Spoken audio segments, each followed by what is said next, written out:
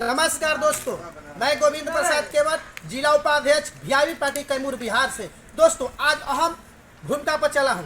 जिस तरह से 2024 का लोकसभा का चुनाव बीता है, जिस तरह से हमारे निषाद समाज ने इंडिया गठबंधन को सपोर्ट किया, वीआईपी पार्टी के सन मलाह मुकेश सहनी जी के कहने के अनुसार, जिस तरह से उत्तर प्रदेश में खासकर आप लोगों ने देखा होगा कि यही बीजेपी पार्टी कितनी मजबूत थी 2019 में, मगर 2024 में इनका असर क्या हुआ?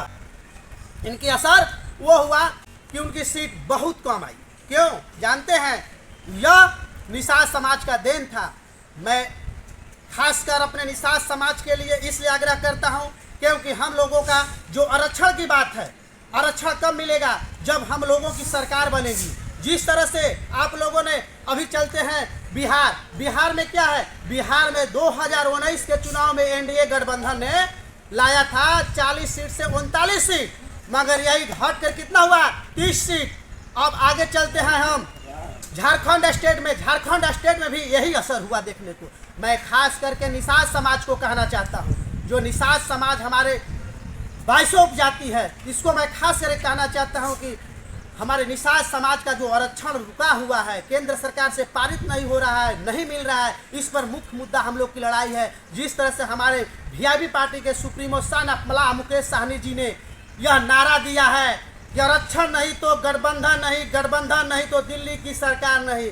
इसमें तो खैर कामयाब नहीं हुए, मगर इन्होंने अपना अहम योगदान दिया। हमारे निषाद समाज ने अहम योगदान दिया, देकर सीटों को कम करने का काम किया। दोस्तों, मैं आगे चलता हूं 2025 की विधानसभा के चुनाव में। जिस तरह से विधानसभा का चुनाव 2025 का है, 2000 का विधानसभा में हमारे निषाद समाज को हम रोल होना चाहिए, क्योंकि यही हम लोग का नींव को तय करेगी। जानते हैं, इसलिए तय करेगी कि अगर हमारा निषाद समाज एकजुट होकर वीआईपी पार्टी के झंडे के तले अगर वोट करता है और हमारी पार्टी कामयाब होती है, तो आरक्षण हम लोगों का जो 10 कदम दूर है वो 2 कदम आ जाएगा और आरक्षण मिलने का पूरी विश्वास हो जाएगा कि हम लोग को आरक्षण अवश्य मिलेगा, एक न एक दिन मिलेगा, जरूर मिलेगा। मैं दोस्तों निषाद समाज के लिए खासकर मैं ये कहना चाहता हूँ कि दोस्तों, पार्टियां तो बहुत बने, नेता तो बहुत बने, मगर सन मलाह मुकेश सहनी कोई नहीं बनेगा, क्योंकि यह वैसा शेर है जो कि आप देख लीजिए कि बीजेपी पार्टी के साथ देश के माननीय नरेंद्र मोदी प्रधानमंत्री के साथ अकेले टकरा गया। और किस लिए? आपके लिए, हमारे लिए। वो अपने लिए नहीं टकराया, क्योंकि उसको आरक्षण की आवश्यकता नहीं है, मगर उन्होंने क्या किया?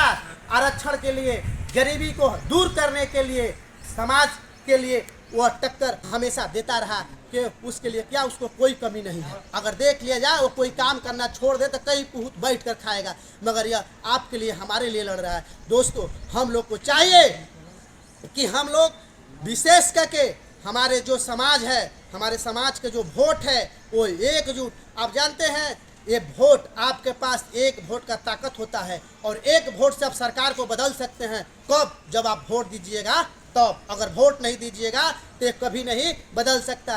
दोस्तों, ज़्यादा मैं कुछ खास करके नहीं कहूँगा, फिर भी मगर मैं अपने निषाद समाज से आग्रह करूँगा कि जो हमारा 2025 का मिशन है, 2025 के मिशन में उत्तर प्रदेश, झारखंड और बिहार विधानसभा की जब चुनाव होगा, आप लोग एकजुट होकर, एक झंडे के तले होकर, थले नीचे होकर आप लोग वोट देने का काम करें दोस्तों। तभी जाकर हम लोग के देश का जो विकास हो सकता है, हम लोग के समाज का विकास हो सकता है, निषाद समाज का विकास हो सकता है।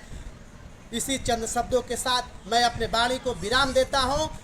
जय हिंद, जय भारत, जय मुकेश सहनी, जय वीआईपी पार्टी, जय इंडिया गठबंधन।